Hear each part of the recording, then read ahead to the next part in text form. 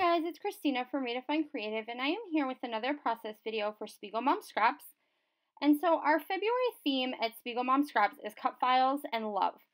And so I decided that I wanted to work with this new cut file from Paige Evans, and this is just in the Silhouette design store. And so I'm pairing it with this light blue and dark blue kind of background paper, and this came from the Elle Studio Family Fun collection. And I knew that I wanted to add a little bit of a pop of red because the photo that I'm going to use has my son in a little red wagon. And so I had a scrap of this paper left over on my desk, and that scrap is just from the Elle collection. And so I'm going to use it to create a little bit of a difference in the triangular design of my background, and then I'm also going to use it as a mat on my photo.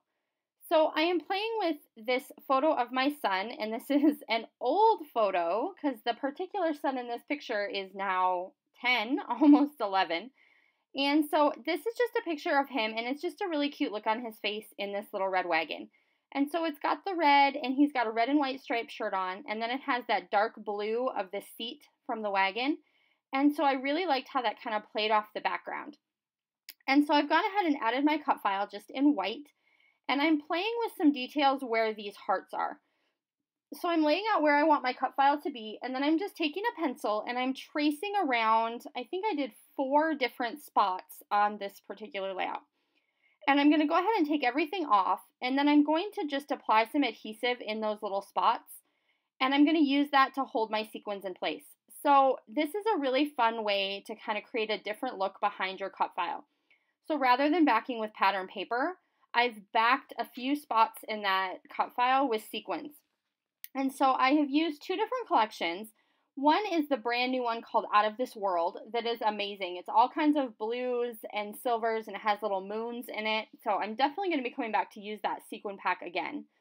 And then the other one I used was the red from the I Solemnly Swear, which was like a Harry Potter type of sequin mix.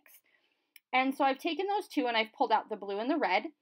And then I'm just going to go ahead down here and work on layering up a bunch of embellishments. And so I know that I want my title to be Major Heart Eyes, and this came off of an Amy Tangerine like foam thicker sheet. And so I know that that's going to sit along the bottom of my photo, and I purposefully left that red cardstock longer because I knew in the back of my mind that I wanted to use these particular thickers, and so I didn't want them to get lost in the background. So that's why I have that red cardstock kind of left longer on purpose, and I'm going to use that to house my title. And so I'm going to go ahead and just kind of place those words where I want them to go, and I am going to let them overlap the edge of my photo. So the word major is actually going to go along the bottom edge of that photo. And I really like how that kind of ties everything together. Because this is a busier cut file in the background, I want to make sure that I embellish around my photo. So even though it adds to the page kind of being a little bit more busy, it still draws the focus down to my son. And so that's my goal in how I'm creating those embellishment clusters, is making sure that the focus is still on my son and on that photo. And so then I went ahead and also added a couple of acrylic hearts into different spaces on that cut file, and then I've also added one to that embellishment cluster in the bottom. And then I'm just grabbing some little embellishments from Elle Studios. So I've got some labels, and I've got that little tag that says today and the red heart. And so I'm just layering all of those things together, creating some emphasis in that bottom corner by my photo. And then I'm just going to use these Zotz Bling to make sure that I get all of that stuff kind of glued down and in place. And I haven't had any issues. I've had a couple of people ask me about using those with sequins and embellishments, and I haven't had any issues with them not staying where I put them on the page. So that is definitely a bonus and something that I certainly appreciate about this product. And then I'm just going to look and see if I have any other little things that I want to add. And I really liked this puffy word that says remember. So I am going to go ahead and add that on that top edge. And I'm going to make just a little like mini embellishment cluster up there. So I'm going to take some enamel dots and make sure that each of my clusters kind of gets those same ones. So I have my visual triangle around my son in that photo.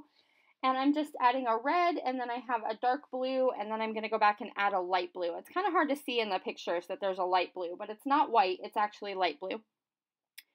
And so those are really going to be kind of the ways that I use to draw your eye to the photo of my son.